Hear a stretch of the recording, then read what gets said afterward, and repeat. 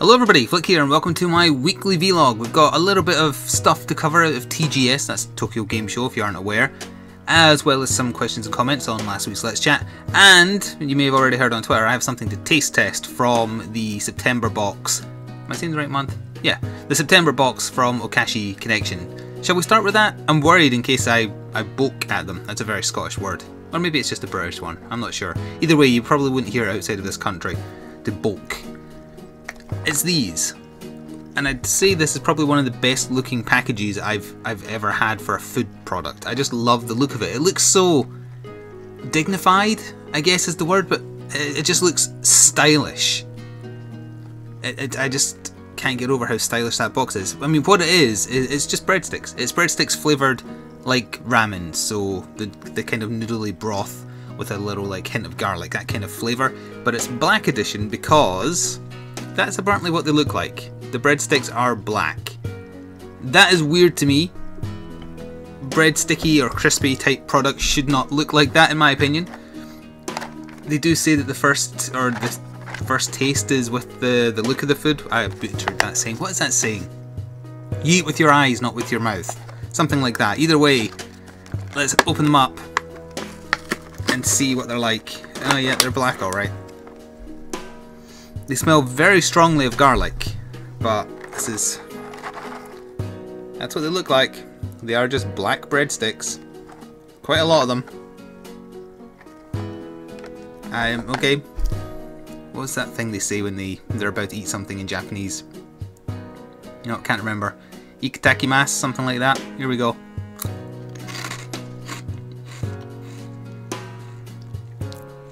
It's very nice. When I don't look at the colour it is, because it makes it... If I see something that's turned black that shouldn't be black, my impression is like it's, say, a banana or something like that. It's gone rotten. But it's not, it's fine. Not a strong taste, but the aftertaste is very garlicky. Yeah, they're okay, I'll finish them. They're a lot better than, I think this is the same brand who did the hot dog and mustard flavour I tried on camera once that I hated because it kept on catching in my throat. Yeah, it's a lot nicer. So yeah, I recommend them. They came with the September Okashi Connection Japanese candy box, along with some other stuff which somebody ate. Anyway, let me finish eating. Like that. It's the polite thing to do. So, TGS. The main interesting things to come out of TGS is gameplay and information about the Bloodborne DLC. They were planning to do 2 DLCs, but instead they've just put it together, they've squished them together to make one big DLC called The Old Hunters. There's a fantastic trailer for that. It had bad audio balance, which is a bit weird.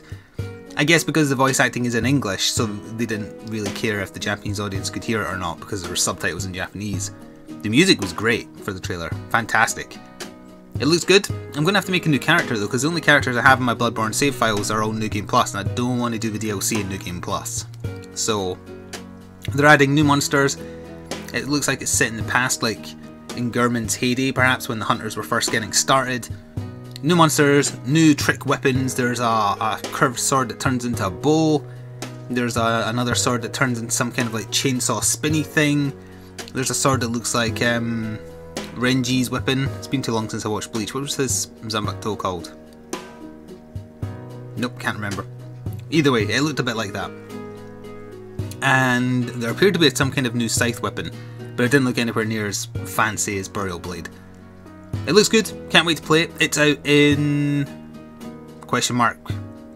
I have the badass looking poster on my desktop. Does it have a date on it?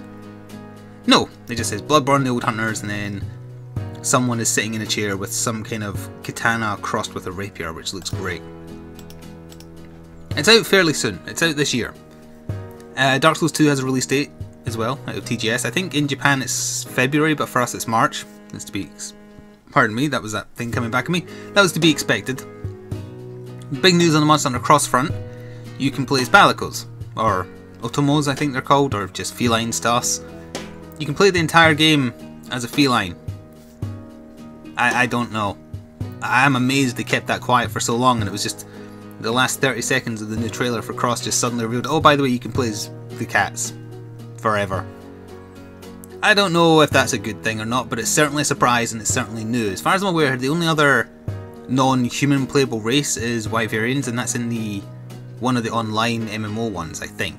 I'm not 100% sure, but I think you can play as a Wyverian in those. So this is a very strange thing they've kept hidden. I guess it's just something else to reveal to build up the hype. They also revealed as of this morning that Amatsu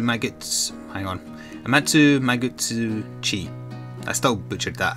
It's a word I'm going to have to learn to parse by the time I fight it. He's in Portable Third. He's the kind of super end boss for online stuff, so I didn't get to him in my series and probably won't because I'm not doing the online stuff. But Amatsu is returning from Monster Hunter Cross. He looked good. It teased him at the end of an extended version of the same trailer from this morning. So the hype is real, still. And they're apparently making some kind of big announcement on October 1st. I think I might have mentioned this before.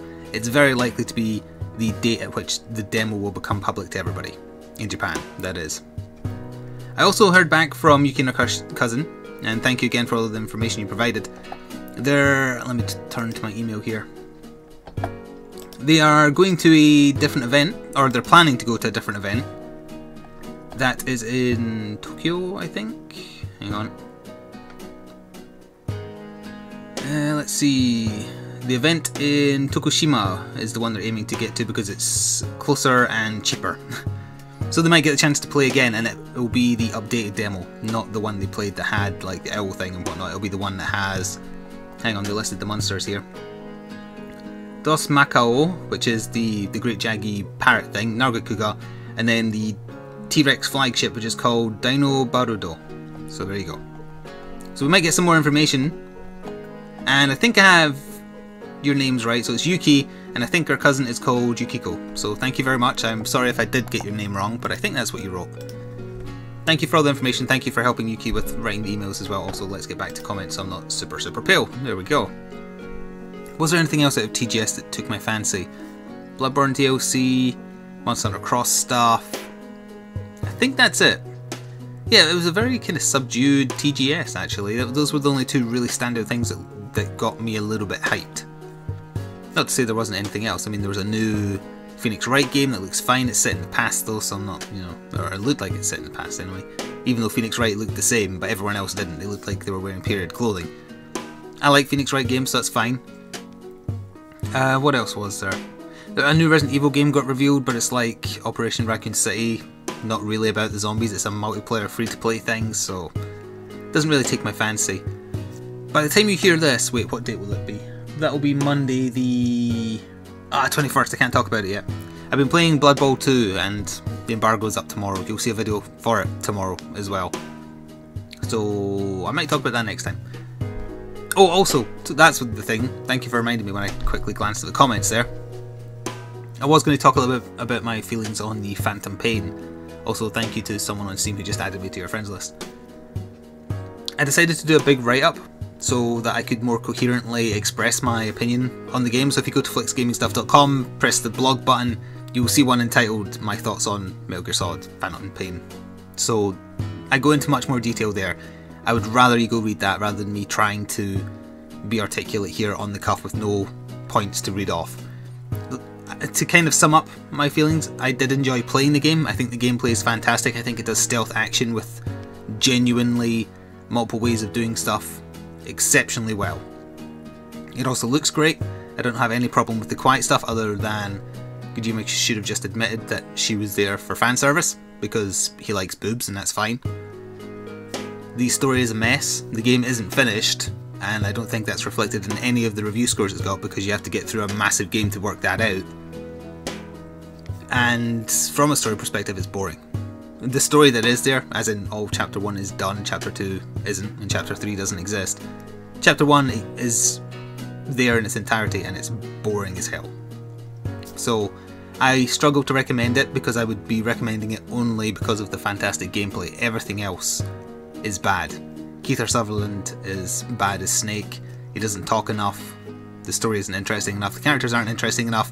And most exposition is done via cassette tapes. They're optional though, so that is a good thing. I think because of the open world nature of the game, Kojima couldn't fill the game with his tedious Wikipedia article length side stories. So I'm glad about that. I think the open worldy style they went with saved the game, actually. It's certainly a lot better than 4. It's not, well, not that 4 was bad, it was just boring. Better than 3, better than 2. 1 was too long ago for me to remember, really. So there you go, that's some of my thoughts. If you want to read them in detail, more articulately, go to my website and I did a blog post on it. So Alex Rowley commented saying he wanted to know what I thought. Well, there you go. And he actually had a conversation with Alucard about it. I'll skip that though because I kind of covered that. Let's see. Alucard left another comment saying he's trying out a new format for multiple comments. Okay. How many did you leave? Okay, apparently those things are coming back on me as much as the hot dog ones. Alright, so the first question is, the videos were not included in the comments, just so you know. Oh, I forgot to post them. Well, I think Yuki and her cousin actually left a comment and they put the video links in, so they are there now. Can you also provide a link for the website you used for that awesome background music? Oh, right, I think I can, hang on. Did I save a link to it? I must have done, where is it? It'll be here somewhere. I can't see it. I swear I saved a link. Let me check my email. I've got too many emails. It's called Juke Deck or Juke Box or something like that. Ah, Juke Deck. There we are. jukedeck.com/beta. That's where you can sign up for it and you can make your own music. And that's what I use in the background for these. I'm also using, or I may use it for some other stuff. So your next question was, sounds like the new styles are my style of playing. That's not a question, but that's good. With Until Dawn, I'm going to wait until it's all up and then binge watch the entire thing to keep the immersion. Well, the whole thing is now up, so enjoy. I've been doing a bit of YouTube lately and it's not easy. You need to be able to turn off the filter in your brain that says don't say every thought you have. Yep, you do. I'm currently waiting for a new mic to continue recording since mine broke. Many thanks to Yuki and her cousin for the information, it was greatly appreciated. Thank you for showing your support to the information they provided. Kuner K also did the same thing, and you also said Until Dawn is an awesome playthrough. Blind playthroughs in general are pretty cool. They're risky though, because if you're not very good at the game at first, like if I was to do a blind, well again I can't quite talk about this because of embargoes, if I was to do a blind playthrough of Blood Bowl, people would hate me. Because it takes a lot of getting used to the game, despite the fact I played the real thing when I was a kid. With Bloodborne I was lucky that I'm so used to third person Dark Souls-esque games that I took to it well, even though I got lost a couple of times, but bosses never really became huge roadblocks for more than a part, even if that. You do run the risk though. Say I got stuck at Shadows of Yharnam, I think that's a roadblock for a lot of people in Bloodborne. Imagine if I got stuck at them for like 4 videos worth of content. Then blind playthroughs don't become quite so good in my opinion. Stormkiller72 says, unfortunately I can't watch any Until Dawn at all. There's something about the Uncanny Valley facial capture. I don't know what Uncanny Valley implies. It makes me feel physically sick. The facial captures are pretty good. I mean, if you see like comparisons to how they really look, it's pretty spot on. I'd be interested to know what you think of Metal Gear Solid. Well, there you go. I'm enjoying it at the moment. I'm very surprised it runs so smooth on my old PC. Oh, and I also saw you playing it on PS4, sneaky sneaky. My stealth mission failed. Stop spying on me when I play stuff on PS4. Grinning L says, thanks a bunch, Yuki and cousin of Yuki. Also, I'm not sure if I'm fine with you calling the calling the L monster Grinning L monster, as I believe you intend on murdering a rather large quantity of them. Red Knight says, I don't watch Until Dawn because I'm a pansy and I hate horror-ish games. Your pronunciation of the movies were fine. Oh, that's the studio ones. Except, I think, La Puta, which is pronounced La Puta. Fair enough.